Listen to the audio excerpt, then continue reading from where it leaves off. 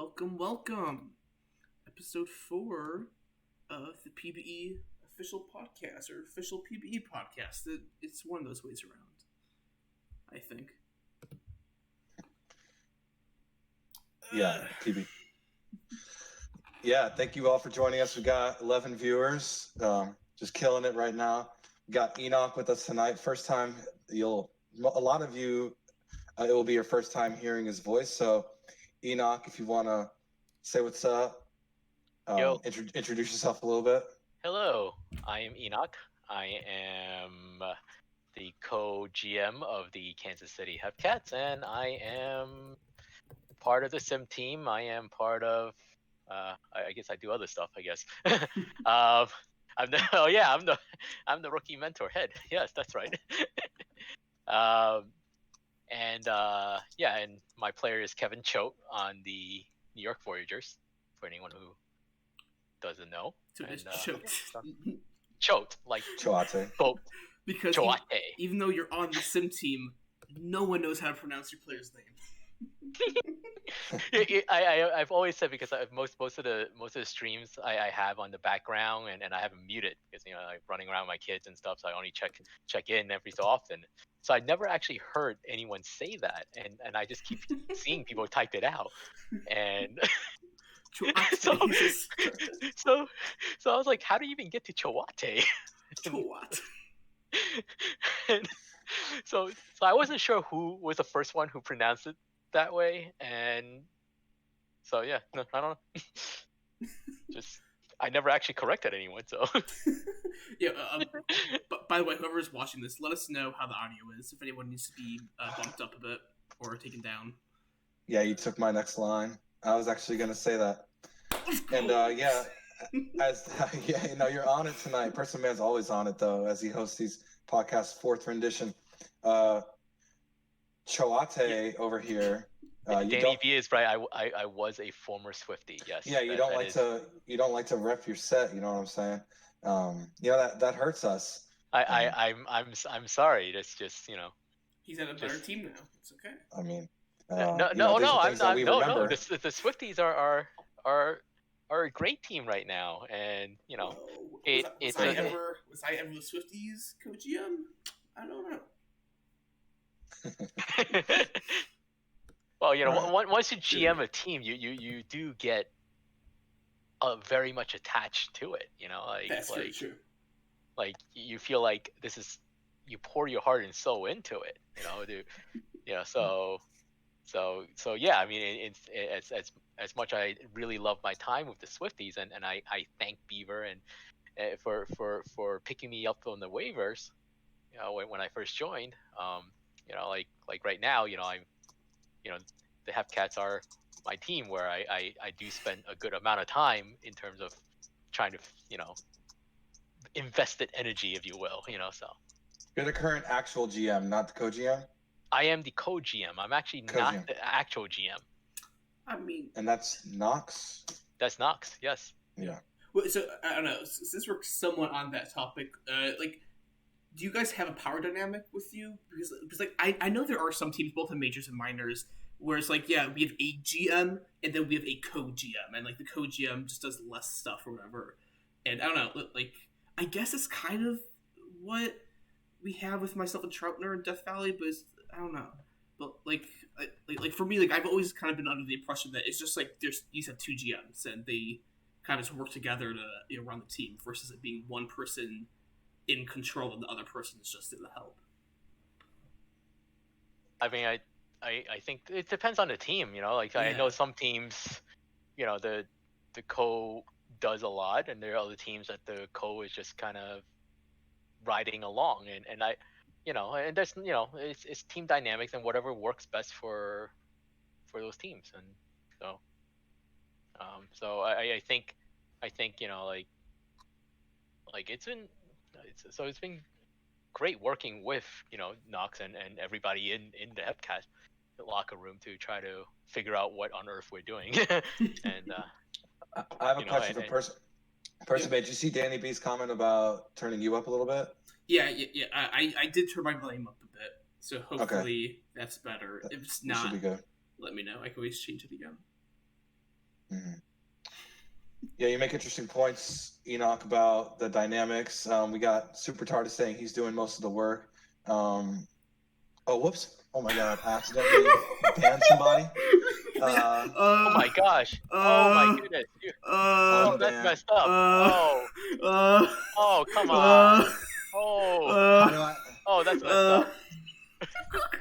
Oh, that's messed up. Person, man. Okay, okay, Thank you, Diesel. Diesel. Okay, Ooh, there we Diesel go. did this for me. This is the second time Diesel's done this for me. I owe him. I think he just turned 21, or he's gonna turn 21. Whenever you turn 21, I owe you a drink. What? Why is it?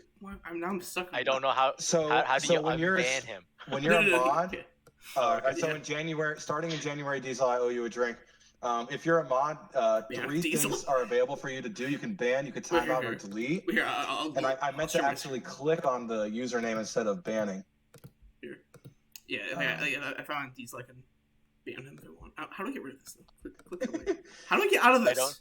I don't know. Okay. Yeah. Oh man. We do have some announcements to get to. I probably want to run through those since we're probably going to peak here at 13 viewers, and then I'm going to do a write-up tonight.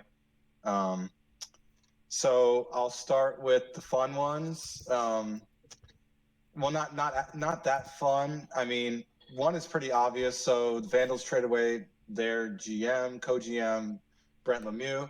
So it's official that he was the acting GM, and AJ was co-GM. And now AJ is the official GM as approved by head office.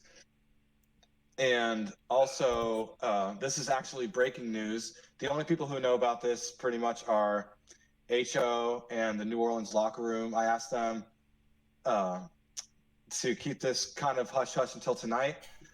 We're doing it right now, Emmy. So AJ is the official GM of the Vandals. That's the first announcement. Second announcement is that KC15 has officially stepped down as GM of the New Orleans Rougarous. Oh, wow. And Phillies Fan 96 has been approved to officially be the GM of the New Orleans Rougarous. So KC15, who former head office member, a former minor league GM, and then helped New Orleans get through the early stages of their building process as a new team. So we wish him well. It looks like 4 or 5 seasons as on the HO for a week, LOL. Yeah. Okay, I was about to say, like, when was he head off? I could not think of it. I was about to be like, the hell. So yeah, we were very happy to have KC15 in all these roles, but he's still staying as an updater, and all his little back end stuff he was doing. We still are keeping him in those roles, but he admitted he didn't realize what kind of time commitment it was going to be as GM, and he led the charge for about 5 seasons, which is roughly a little less than the calendar year. So he feels very comfortable passing it on to Phillies Fan 96, and HO agreed that he's fit for the role, and so both of those GMs are going to fill those co-GM positions in the off season. We are okay as head office with that happening, that not to throw someone in there with a week and a half or 2 weeks actually left in the season. So I think that's more of an off-season thing for them. So we wish them both luck on putting those co-GMs in those roles, because those roles do need to be fit according to the rule book. So those were the 2 fun announcements. Got a couple, for me, very unfun announcements to make. 2 users that were a big part of my transition to head office are officially stepping down from head office at the end of the season. One of them stepping down at the end of this weekend. Things are just picking up in their personal lives, especially one of them, Wombat. You may know him as the update team head, oversight everything regarding updating. Wombat's been the person for that. And so Wombat is officially stepping away from his role in head office, where he helps in management chat, discussing rulings and discussing things in head office that lead to rulings. So I really appreciated having Wombat, because the dude always had a very level head. Oh, still does, obviously, but in his time in head office, always kept a very level head and inspired me to do the same. So the second one stepping down after this season ends is, you may know him as the GM of the Armadillos, LGM Forever, who's another one where when I came into head office, he welcomed me with open arms. He was like, "Hey, let's play Sea of Thieves," and bless his soul, I spent about 40% of the time playing Sea of Thieves, just asking questions about head office because it was so soon of me getting on. So, good evening, LBG. You just missed a couple announcements, but yeah. So LGM Wombat are officially stepping down. Wombat stepping down this weekend. LGM stepping down officially at the end of the season. Really, this was an announcement that I've been wanting to put off. I knew of this for a while because I knew it was going to be difficult to relay to the PBE because there's a lot of uncertainty ahead for me personally. There was a lot of times when I first came in that I relied on them for guidance and for just instructional purposes, just teaching me the mechanics, the systematic, way you go about doing head office. So just the utmost of grateful for both of them. They know how I feel about them. It's really painful to say this. So, yeah, we're just thankful. We're going to celebrate them. It's not a sad moment. We're happy that they contributed so much of their time and energy to making this league better.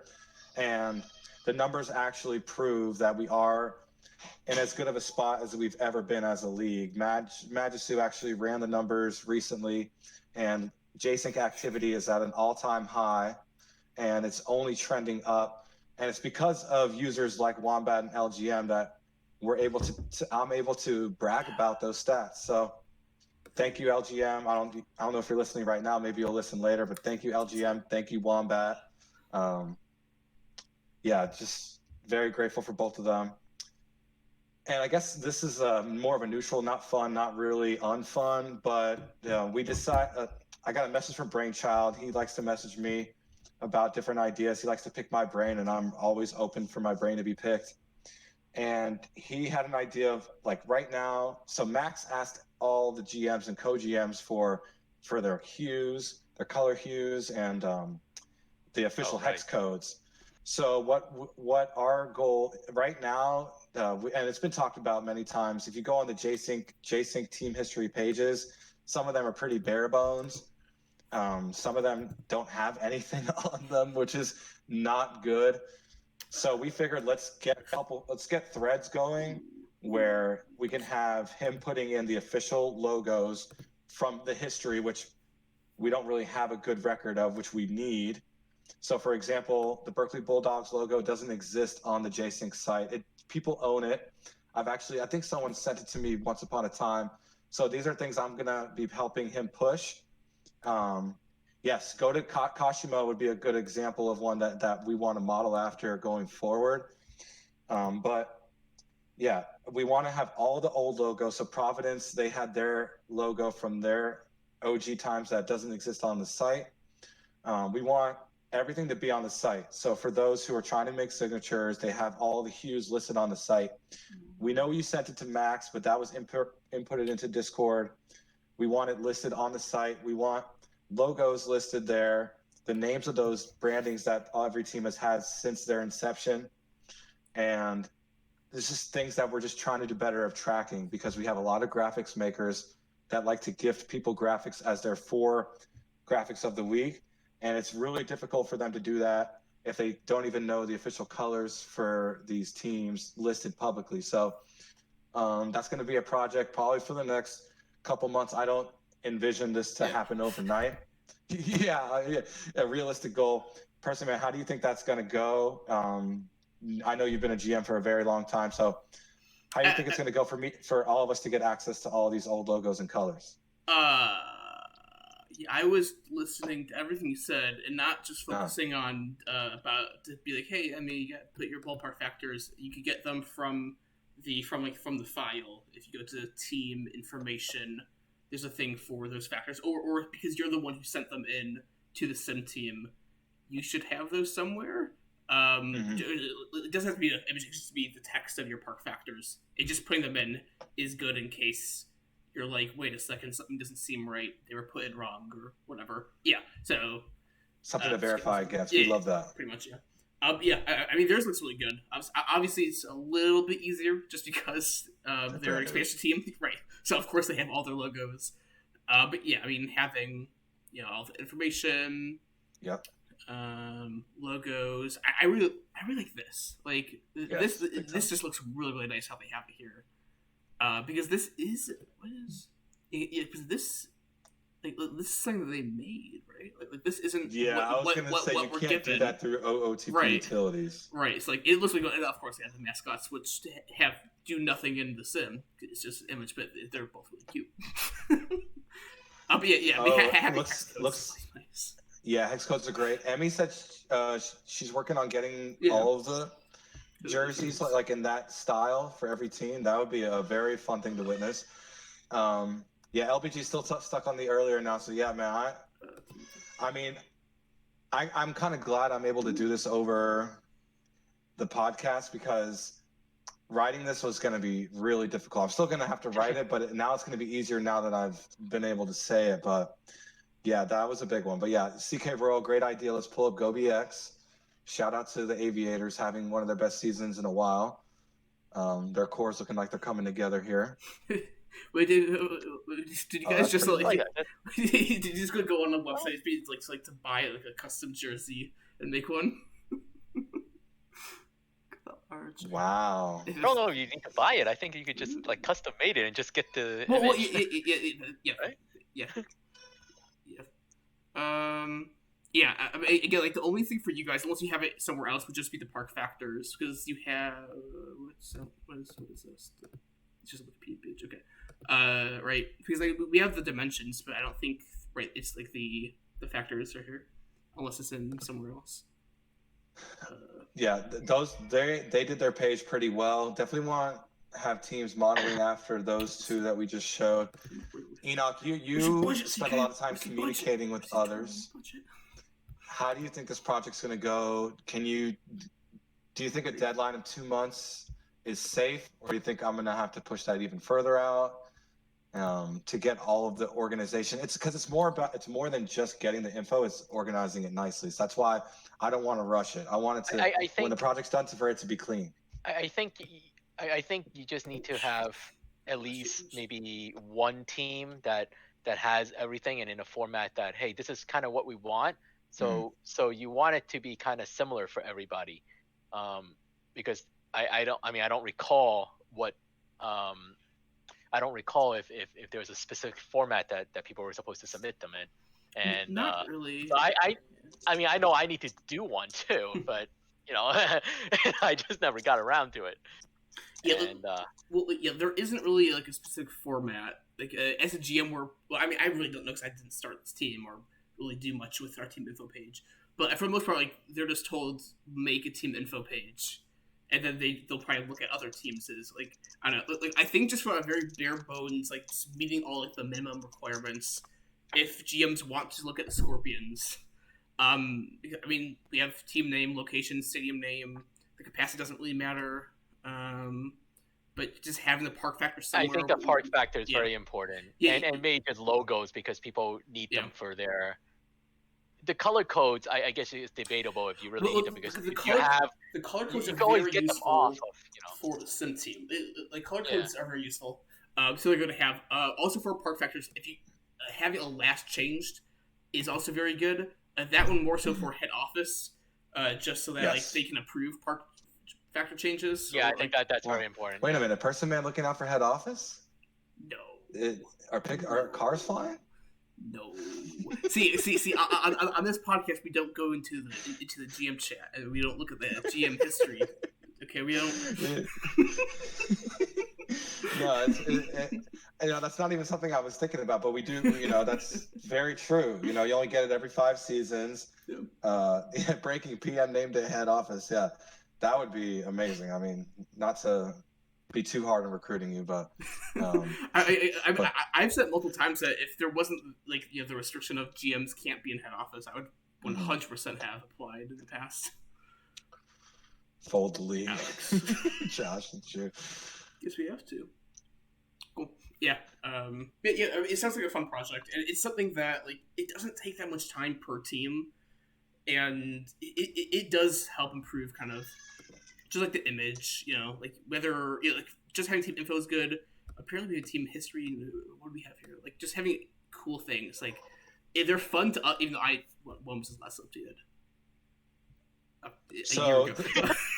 The reason why we haven't done it in a year. Yeah, I haven't done since season 13. Well, I didn't actually know he did that. But like we have something to say. Well, when did the last update? This August 8th. Really good cool. job, Troutner. Thank you, Trout. But the reason why we want these the team information pages to be updated, Brainchild has a resource in the Graphics Central. If you go to JSync right now, you go to Graphics Central. From in the news, you go to resources. There's 4 threads that Brain made.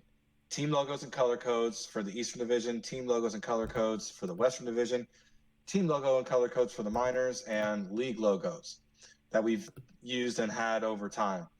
And so this is going to be, once the team information pages are done, he'll be able to piggyback off of you guys, GMs, minor GMs, and co-GMs, and he'll be able to have a one-stop shop for graphic makers in the graphic sub-forum for anything you need for gifting somebody. So you have a friend who plays for New York and you play for Cancun. Well, and you want to do 4 graphics this week, and you're stuck on one, but so you want to gift to your friend this graphic. Well, now you'll be able to know the exact hue code, the hex code, all their old logos. If you want to use a retro logo, all in one spot, so you don't have to go digging anywhere. It's all there in the graphics section of the site. So, we're pretty excited to get the team information pages up and running and cleaned up in the next couple months, so we can get the graphics makers happy and keeping the graphics part of PBE keeping it running smoothly like it's been. So, wait, so are these threads? Are they just there, or like should they be pinned somewhere or something? Because right now they're just in the section. Yeah, so right now they're deep in there. We'll get them pinned. Resources, okay. Yeah, it's exactly. And resources is its own section. What does light do? So all of this wrong lights. Place. Yeah, more likely than that. Come on, Light. I'm posting in the wrong place. We'll probably get that moved. I'll delete it my flaws here. if you need to delete it. No. Yeah, so those are the 5 announcements. It was the 2 GMs officially named GMs with current vacant co-GM spots until the off season, and then the 2 members of head office stepping down officially, 2 of my closest friends in this league. And then also the 5th one was Brainchild and his project with the colors, and how now I'm inspired to get GMs and co-GMs to get their team information pages up. So, yeah, and I told Enoch beforehand, Enoch does a lot of work for this league. A huge chunk of it goes unnoticed. A huge chunk of it does go noticed, though, because he's a rookie mentor head. But as a member of Sim Team, who does a lot of lineup changes day to day, Enoch, I first want you to talk about what you do with your roles in this league, and then I want to talk about a new rule change we made for paying out Sim Team. I guess we'll start in a Sim Team because that's the one that I guess people may not understand the process of what goes on there. So now everybody knows the updates are due on Sundays at noonish. I guess you get a little more leeway if your updater don't start later, but generally after that all gets processed by the update team and actually player pages get updated, the Sim Team actually goes in there on Sunday night and Monday night to basically put all those nice little updates into. Yeah, see, you can see it on the screen right now. put all those Yeah. nice little updates into the actual sim itself. And so the way, for anyone who doesn't know, there is a master file that is shared between the sim team, and really only one person can do this at a time to make changes, or else you're basically conflicting with each other. Oh my gosh, what is that? It's Guy okay, Fieri as a it's- baby. Yeah, it's pretty clear. Pretty clear what the. I mean, he's holding a taco. Where, is that confusing for people? Where's the offline file? This is offline. What was I talking about? I don't even remember now. He's like, what on earth? What do you- type of okay, CF wait. person, man? Oh, that cannot be unseen. Okay. I mean, what do you? No, it's Guy Fieri. Come Yeah, holding a taco. I Is made that- it myself. on. Oh boy. Oh my It's a goodness. great piece of art. Oh my goodness. Okay. So Reported for terms of service. Okay. so it's the file. It's really only one person that can do it at the same time, or else we're gonna get conflicting things. That everything gonna be overridden, and it's gonna be a nightmare. So on Sunday and Mondays, we get all these changes into the sim before Tuesday. Along with that is the lineup changes that are due for GMs the midnight prior to the sim, the day of the sim, and we insert all of that, make all those changes, and get all that stuff ready for the sim. And yeah, so it's a good amount of work. Yeah. So Person Man, that's a good segue. Perfect. And you see what Person Man is doing, and that's basically what it is. Yeah, movement versus right. I think what did I say? 90 something, 90 to 94. That's This is very helpful if you have two monitors. 88. Yes, well, I have never really tried to do this on my laptop or just one monitor, because it's just really annoying to try to flip back and forth. Yeah.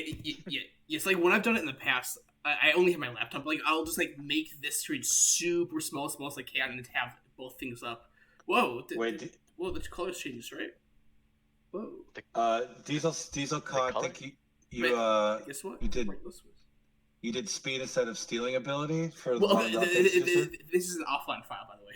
I was like, why are you doing this now? I'm just trying to prove a point. That it's a lot of work. And also, I want to prove a point that you get the concept. If you change one thing, the right what it is, and that split gets reset to every time. And now odds are you're going to be fighting with movement on this. Hope not. Yeah. Oh no, you're good. Yeah. You're good.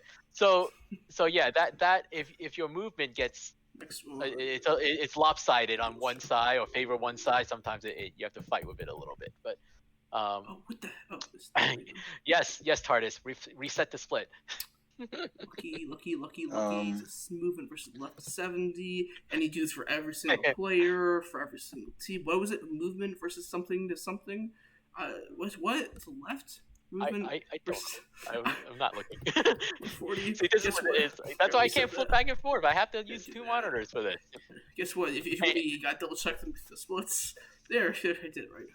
Okay, next player. And it's a lot of that. So you go through all of them, and the teams that have more active players and more active, those are the ones that take longer, obviously. And yeah, we have a whole system of how this works, and TARDIS did a lot of it today, so kudos to him. Thank you, Super TARDIS. Appreciate you, brother. It is a lot of work. I'm not going to lie. The worst part of this job, since I've been doing it for the past I don't know how many seasons, were the arc changes. The arc changes were a nightmare. Not all because you have to literally change everybody, even the IAs. The IAs never get changed, like on if they don't, since they don't update. But it was, I don't know how many players that I went through, and I remember like my hands were hurting at one point. And I think I wrote repeatedly, "Let's never do arc changes again. Let's never do arc changes again." Yeah, I do not miss times when I used to update like every week. But yeah, that and and for anyone who wonder why that off season was that long, well, yeah, that arc change took really a couple of weeks, really, like going back and forth, like, and obviously, you're doing it so much that all the numbers blur in, and unfortunately, it's a manual effort, and that's why mistakes happen. Like how I gave, was it Lemieux like a 9 on his sinker or slider or whatever it was. Well, yeah. So it's like right here. I don't know if this is actually from that, but like this is pretty much what the arc changes were. Instead of changing 2 stats to just it's changing like everything. And double checking everything too. Yep. Because even if stuff didn't get changed, I won't know that. So you're just checking literally every single player. Yeah. So as people probably don't know, the Sim team, a lot of the work they do, I say they very emphatically because I don't know if I would ever see myself doing that job. Maybe, don't count me out down the road. But Loki said it's the worst job at PBE, and I thought that was funny. So because we know a lot of the work Sim team does is incentive based. So if they do something, they get paid for it. If you don't do anything, you don't get paid. I think that's a great pay structure, especially for that job, because it is not as linear as, let's say, being an updater. An updater, you have an assigned team. You're going to be doing that every week. Sim team, it's kind of like a hot potato. Like, I got the file, you got the file, you got the file, I got the file. So it makes sense to pay based on. It makes you incentives. rich, though. Yes, it does. Diesel, that is correct. Not gonna lie, there's it's a lot of, it's a good amount of money, but you also spend a lot of time on this. So don't think that this is like, oh, you get a lot of money, but yeah, it's a lot. So we just changed. That's a great point. It is a lot of work. Obviously, I don't think anyone's ever doubted that Sim team doesn't do a lot of work. We just added what Person Man highlighted, that every time a Sim team member goes in and changes a lineup card, day to day, or from the following week to the next week, it is $100K per lineup per team. So if you change everyone's lineups, you can make a nice little payout for the evening. Or if so if you're curious, I actually did the payout for the season on JSync. If you go, I did it this afternoon. I calculated it out. Like it's actually a good chunk. Like you're talking about like a few mil for like week at least, because now you have 4 days of 4 days worth of simming. I think people are going to change their lineups for. Oh yes. Disable online from the stat team. And the stat team too. The stat team is awesome, by the way. Yeah, I cannot stress. I cannot stress how much, and I felt bad because like they didn't realize the stream got moved up. Yeah, which to be fair, it is my fault for not reminding them. I think we need to just like I said there, I think we need to make an announcement here too. I felt bad because they're like Yeah, we figured that's a great move in the right direction. Now Sim team members will be incentivized to grab lineup cards day to day, which can be difficult. GMs, to their credit, like to change it up, mix it up, as the hashtag for the Braves were this past playoffs. And so because of that, it requires the Sim team to really be laser focused into what they're doing, because one click in any direction, you can make a GM not happy. Well, I'm the person trying to make sure everyone's happy. So I don't want that. I mean, this is also why we encourage GMs we try to get as many offline files out there as possible, and just so they can check their own teams, and that's what like it is also on the GMs to make sure that like again, this is a very manual process. So like I don't expect anyone to come out of this clean all the time, because let's face fact, you're updating hundreds and hundreds of players, and after a while you're like just numbers, and blur into the forum, and so So and with the lineups, that's why I like to do them as fast as possible. And I know that the deadline is midnight the night before, but I would like to get them in. So that we screenshot everything for the GMs to check to make sure that their lineups are set. So it's not like something crazy, like not like we're hiding anything from them.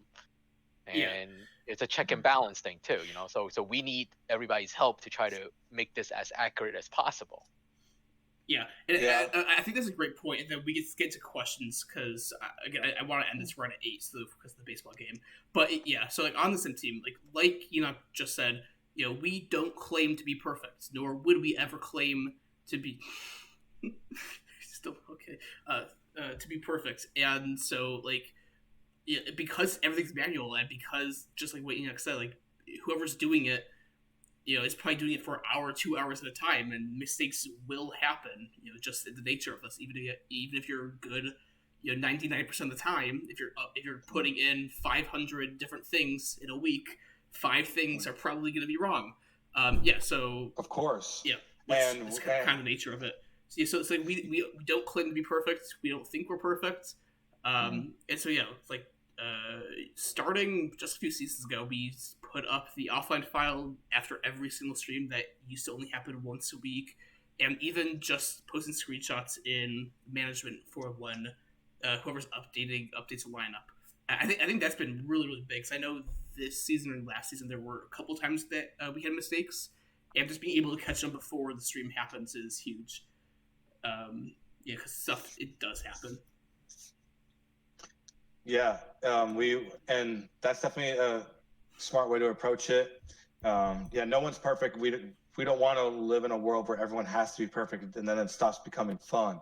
So there has to be a balance between, getting most things right and being everyone having to be okay with a few things being wrong. It's free to play. No one's getting paid for this. So I always try to make sure that we keep that mindset. I know you want to get into questions, person, man. So actually, I have a question. We haven't really gotten any questions coming in. Yeah, and I just want to show off the work that the stat team has been doing and getting a bunch of cool stuff just out there, which is really cool. Yeah, I mean, so I like when the season ends, I want to talk with the streamers and just see how much they actually use all this information to see how useful it is. But the stat team has been doing really, really well, especially because I have them pair themselves up and then they assign themselves a day. I haven't done anything. I haven't talked with them at all. So they've been doing all this by themselves, which is freaking amazing. I know there's a couple streams I've done this season. We used them the whole night. Really appreciative of Person Man getting that team together. But I have a question for you, Person Man. Max brought this up earlier. We do have Thanksgiving coming up in November, and we're trying to figure out what the best approach will be that week to handling Thanksgiving. You're sim team head, so who better to ask than you? How do you think we should approach Thanksgiving week? We are about a month away, so. So holidays and stuff are always a question, even for next week, October 3rd. It's Halloween. Right. So it's like before the season started, I pretty much just said we're gonna schedule it and then we'll see if anything happens. I don't know. It's like we had a stream on 4th of July, and it's like we've been having streams on, holidays or whatever. I mean, for Halloween, we'll probably still do a stream on that date. Mainly because of COVID. It'd be one thing if it wasn't, and we had people concerned because they want to take their kids out trick or treating, and and stuff like that. That we would shift things around. No, we should be good to go for Thanksgiving. Should be fine, right? Because we should. It's a Thursday, so we should be good to go for Halloween. I'm not concerned. So Thanksgiving. Yeah, we haven't made it there. So yeah. Wait, because we have this, and then we'll have 2 weeks for the off season. When's Thanksgiving? What? I don't know dates. So that's on me to make the next schedule, and that will come as the season winds down. But I think we'll be in the regular season. Yeah. Spring training. Bring up spring training, right? Yeah, it's on. No. It'll be the first week of the regular season. Because because spring training would be the 19th. Yeah, so it would be the first week. I mean, we have time. I'll probably think about it once we get to the off season and see what people want to do. I don't. I mean, the last time we actually had like a conflict, we ended up putting a poll up on the site, or it was in like I think it the was 4th of announcement. July. I Yeah, think that's what yeah, we did and that. I'll probably do the same thing if people are concerned. I mean, like I don't really like to make decisions like that because whenever you make a decision, some people are gonna be happy, some people are gonna be frustrated. So I'd much rather just have a poll and let everyone who's gonna be able to watch it regardless decide. Yeah, it's a good question. And it's definitely something that I think about, and the sim team as a whole we talk about whenever stuff like that comes up. Sim is Yeah. going to do a face, I guess face it's not a cam on bad thing to Halloween. start thinking of it now. Abby has a question. When will Enoch get on the head office? Wait, there was someone actually asked. Yeah. I doubt that. I wasn't expecting a good answer, and now I'm glad I didn't get my own hopes up. So I I mean I would never rule anything out, but it's just that would require me to actually like know things and put work into it. yeah, we talked about this the other night. I'll go through a full day, and I'm dealing with different things. What you told me was that what you do is tasks, and what I do is just kind of deal with whatever comes on our doorstep, and also other stuff, obviously. But like you're dealing with people more, like and from at least the bulk of at least from the sim team perspective, I'm just dealing with data entry, and so yeah, I mean I deal.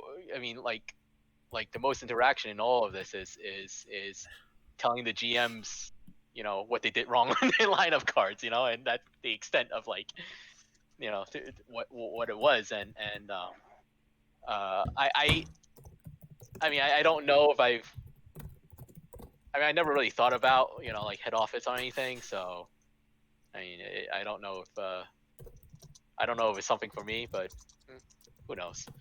Maybe one day. Who knows? yeah, you also do rookie mentor, and that's where you deal with people, but you send them to me when you don't want to deal. I'm kidding. When you don't feel like dealing with them anymore, you send them my way. No, I'm kidding. Yeah. I mean the rookie mentor thing, it's fun because you're bringing in new people, and what I would hope for is that like all the mentors will take the time to try to not just welcome the people, because this is kind of intimidating at first, like no one knows what to do. And I think I was talking to someone the other day, like yeah, like I joined, and then I checked. I wasn't quite sure what I was doing. I guess I would just check out until the draft comes, and then well, everyone knows that that's not a good way to go, because you look inactive and then now you get drafted in like the last round. But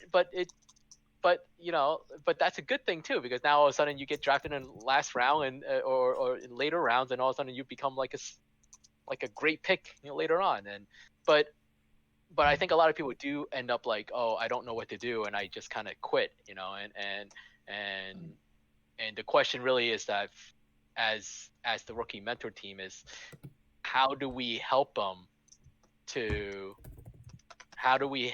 and feel comfortable at this, and not to have them think that it's like a ton of work, and that's kind of like that's I guess that's the challenge in itself, and obviously for people who get onto teams, like the teams want them to be active, and so but it's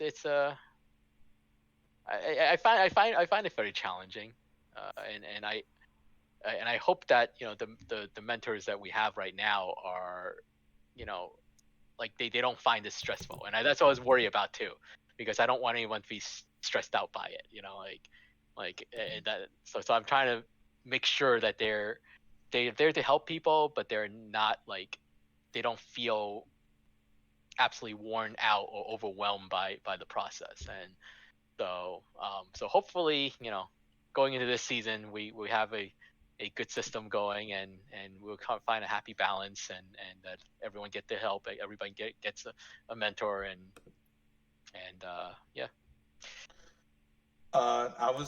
So we've been kind of discussing this a little bit, and on the topic of new people, every time I think about new users coming in, Danny B's one of those folks that you helped out, and Danny B went from a point from joining the league to now killing it as a streamer. That's something that I've been pretty happy to see, and I hope to see more of, is people seeing holes, or not even seeing a hole, just seeing something that they know they're capable of, and just trying to grab it to their ability and to pitch in to help, because it takes a village to raise a child. And I feel like to a lot of us, we feel like PBE's our baby. We do have recruitment coming up soon. We are locking. Trade deadline is midnight. Yeah, a couple hours. So and anyone who creates after this trade deadline won't be in this upcoming rookie draft. They'll be in the following rookie draft for season 23. People who are going into this coming draft are part of this S22 draft, and that's around 88 folks you guys were talking about. And I kind of crashed the conversation. Like 88. It was. I'm very, very excited because Death Valley have. We're here. We have a bunch of picks, and which should be pretty good. Like the Rougarous pick should be a high second rounder. We have a couple of thirds, which should be fun. We have the Indy fourth. And from what I've seen, because I was looking at this last night, the class is actually a lot deeper than it's not. It's kind of deep, so it'll be an exciting draft. Yeah, a bunch of starting pitchers, and a billion pitchers. I mean, we just had a billion pitchers this this past season. I probably need a couple of pitchers as people start to progress pretty heavily. Yeah, Death Valley. I mean, we're always going for a best overall player, but if we get pitchers, I have never had a time where the minor GMs were like disappointed to see a pitcher. and that's what was happening towards the end. We're like, oh, another pitcher, another starter. Where's Kashima? Yeah. I mean, you have a bunch of picks. A lot of picks. S22, they have 6 picks in the first 2 rounds. We mentioned that recently. I think they lead all teams in amount of picks in the first couple rounds. I mean, yeah. I mean, they have 6 in the first 2. Well, the thing that's going to be really interesting, at least to me, for this draft, is that, like, there's a couple of teams that pretty much hold all of the picks, like, or in like the first couple of rounds. Like, we have 3 picks in the first 2 rounds, 2, 0, 0, 4, 6, 3, 1. Let's just like there's a couple of teams that hold a bunch of high end picks in this upcoming draft. Yeah, so it's gonna be really interesting to see kind of what happens to them, or kind of like if people trade to a different draft, if they keep in this one. Like, even for us, I really don't know what we're gonna do. Whether we're gonna just try to get people with all these picks, or if we're gonna try to trade up for a better pick, I have no idea. Or trade our picks away for players. I don't know. It'll be fun though. Or just not pick. Yeah, let's pass. Which I mean, that's kind of what we did last season. Which brought up a lot of stress in that chat. So if you're watching tonight, there's 15 of you. Shout out to you guys. You guys make it fun. The chat's always exciting to go through. Kind of want to give the league a little bit of a history lesson, a recent history lesson. But when recruitment hit for S22, which started in playoff week of season 20, that minor league World Series day, we had a big push, and I remember there was a little bit of grumbling because the amount of people who created on recruitment day was probably one of the lowest in our history. As a new commish, I felt personally attached to that stat, and try to make it a point to just, wherever I'm at, if I wasn't, with my family during paternity leave, and I was, had my alone time, I was thinking, what can I do personally to help with recruitment? Because I think the methods we've gone down have been pretty exhausted, and since we try to recruit so often, it makes it difficult to keep going back to those same pockets of the internet where we try to recruit. So made a YouTube tutorial on how to create a player because I figured I just want to get in. It's crazy that Enoch's here tonight because my goal with recruitment is to get as many people to pass on to Enoch and say, hey, you work your magic from here, and just getting someone to Enoch is a win for me. Now, the goal now is to get people to Enoch and then have tools to hand Enoch to pass to them. That's what we're going to be working on this off season and coming up soon. We've been talking about this a lot, Enoch and I, on how we're going to do because he's rookie mentor head. So who best to get on board with me to help make videos? So we're going to stress the importance of update page in 2 minutes. We're going to stress the importance of being on Discord in under 2 minutes. We're going to stress, point tasks, what that means, what you have to do in under 2 minutes. So we're trying to be snackable. And we're trying to make it easy to join. Yeah. Because right now it's not easy to join. That's probably the biggest knock we have on the league. Rewind a little bit back to recruitment day. We had nobody creating. And then they just started trickling in little by little. A lot of recreates. Just people decide to retire. So they helped a lot. Kudos to everyone who's sticking with the league after they played a whole career with one player. To be willing to come back, to grind again, it means something. It's not. We shouldn't just say, "Oh, it's easy. That's a recreate." No, you still have to recruit them too. It's just a different type of recruitment. But they started trickling in. We went from like a 15 on the first day to now we're at 88 locked in. So thank you to all the new creates for season 22. There's a lot of you here tonight. Dawson Jr. Looks like Riverboat's here with us as well. Yep, Riverboat's on this list. We need to change Bellinger on there. He's still a catcher. Oh, yeah, I probably want to arrange that on the position tracker to the pitcher section. He did do his so you get one full change in your first season. You used it. Yeah. What do you guys think about this class? I know you guys talked about it in the pre-show a little bit. Well, yeah, we were talking about it a little bit. So definitely we're just now starting to create our draft board because the trade deadline is today at midnight.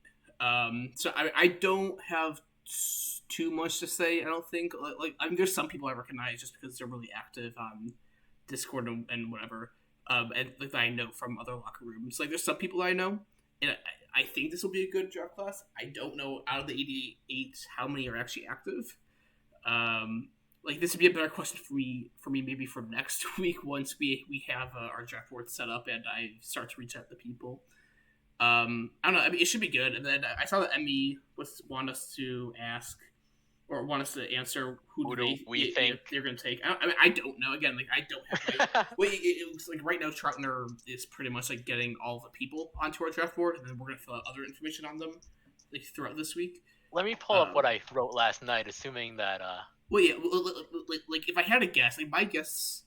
I can see them taking Diesel. So Peter. I was gonna. He's with her. I think I had.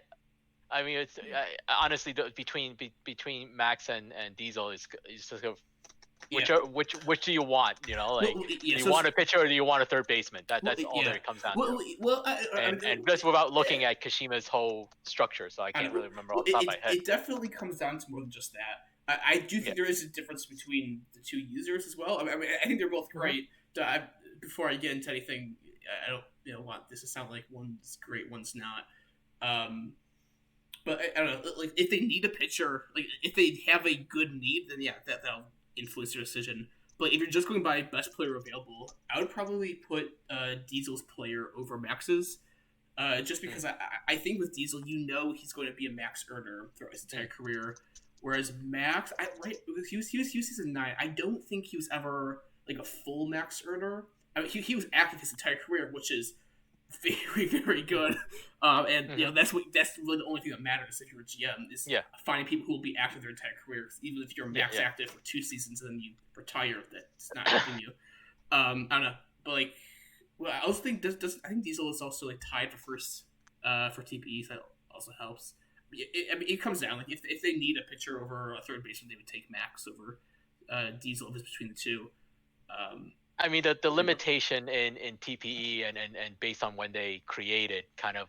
I mean, not to say that it wasn't like Diesel didn't earn like whatever amount that he did. I'm just saying it's like like if someone else created it and they did all the tasks too. I guess it matters. So, so it matters to it wasn't as much as before, where beforehand, before we changed the structure, like they could have used like their Hall of Fame, and all of a sudden they're 45 points, 45 TPE ahead of whoever next. So but yeah, I mean he's one ahead of Max. Wait, so it's honestly very close, but like it's like Hummus was saying earlier, you can't like just look at recreates or whatever you were saying.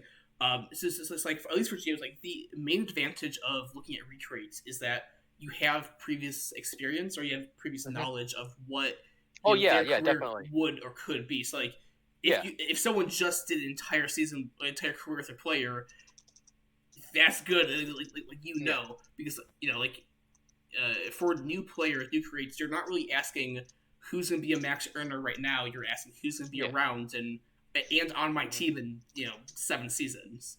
Because sometimes you even get people that's like, okay, like we like you, you're a really good earner, but do you want to be on our team? And they're like, well, I don't really see a spot for myself on your team, and you can't take them if that's what they say. Yeah. So we're gonna wrap up here. I want to end with Enoch. You're a rookie mentor. You're also a minor league co-GM. Person man, he's asking us to come back in a week and ask again about this class, his opinions on the class. But I probably won't, of course. Enoch, what's your takeaway from this class? Do you think they can end up in the all-time? I know it's obviously way too early to call that, but given the size, given the TPE activity, do you think this can be one of those classes we'll look fondly on later down the road, or do you think it's not as strong as it kind of looks off of first glance? I think it's pretty strong. I don't know. I can't say if this would be like, oh, we look back as like, oh, this is like one of the greatest class ever. I mean, it's really early to say, but I mean, there are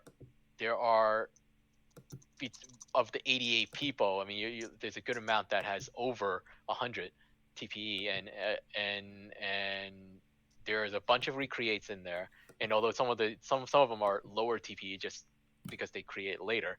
So total TPE is kind of misleading because I actually don't know when they started too. Right. There's nothing on the TPE tracker that has the create. And a lot of these people I kind of remember from when I scouted them last season, but obviously I haven't really kept track of everything they've done afterwards. But from what I looked at least, last night and just glancing through, I was like, this could be a pretty deep class. And that's kudos to those minor league GMs who kept them active and showed them the way. And we had a lot of waiver pickups over a lot of waiver guys that we have picked up over the course of the season that seem very excited about the league and are learning how to earn. So it'll be, and obviously they never factor into last season's draft in the minors, and so it'll be very interesting to see how all this plays out. Yeah, and by the way, the thing that I'm kind of looking at is just how many people haven't updated in a while. And there's 88 people here. There's probably maybe 20 or so that haven't updated in a month. So they're going to be inactive. Maybe another 10 that are again inactive. So maybe we're around 60, somewhat pretty active to active play. Yeah, which is great. It's 60. There's 60 players. There's the 2 comp picks for the expansion teams. We're at 50. Okay, thank you. 50A for 14 teams. So we're looking at a little over 4 rounds worth of talent. This could probably stretch to 5 because there's going to be a good amount of teams that forfeit their picks. I mean, everyone outside of Detroit, Death Valley, Kashima, Providence, and Sarasota forfeit at least 1 pick in this draft, if not more. So there should be we should be going into the 5th round with some maybe not super active, but at least decent or semi-active players, which is as good as you could really ask for, I think, in any given draft. Not even this one after we've switched over to a new system. I mean, yeah. I just I mean, if I recall, like from the minors draft, I felt like at that time, by the time we reached the 4th round, and we only had 8 teams, like I didn't think there were a lot of actives left. So either they became active later, or you know, or I mean, it could very well be that I just drafted terribly, which I would admit that I did, like as a whole, from that last draft. I was very mad at myself for how the minor league GMs reacted to expansion, because minor league GMs get lost in the shuffle through pretty much a lot of the things we do in this league, due to the fact that they're an affiliate league and developmental league, and they're kind of just there to help get new members into the sim and developing their skills as a player. A lot of teams didn't have many actives to start the season, so it's nice to hear from Enoch saying that we did have a lot of waiver claims come through the waiver mill this season, probably more than what they're used to. It was just trickling. It was like, I remember there was like 5 in one day on a like a month after the real recruitment day. I don't know if it's more than ever, but the last time I remember there was that many was probably in like S18-ish. Well, S18, we were just talking about it in the chat. That's going to go down as probably the best class of all time.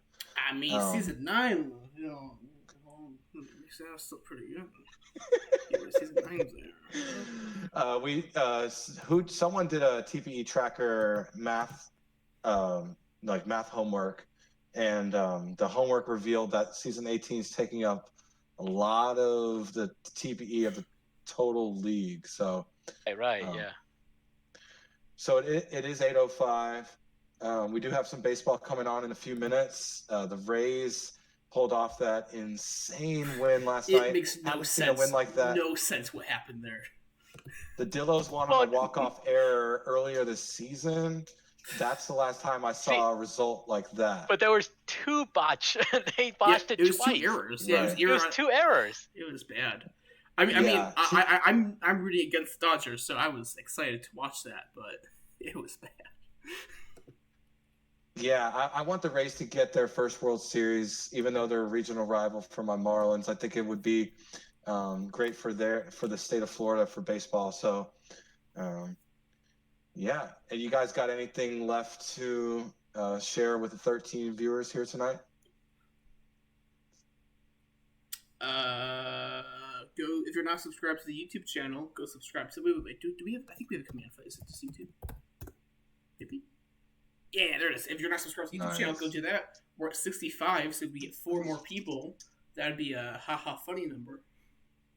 And then we'll go for 420. That's a Nick's logical. In that order. Nick's logical jump. Totally. Baby steps. But yeah, baby steps, milestones. That game starts now. So thanks again, Enoch, for joining. And we're not gonna raid anyone, so I'm just gonna end it. If you guys want to say goodbye. Bye bye. Thank you for hosting, Persimmon. Thank you, Enoch, for coming on tonight. Bye bye.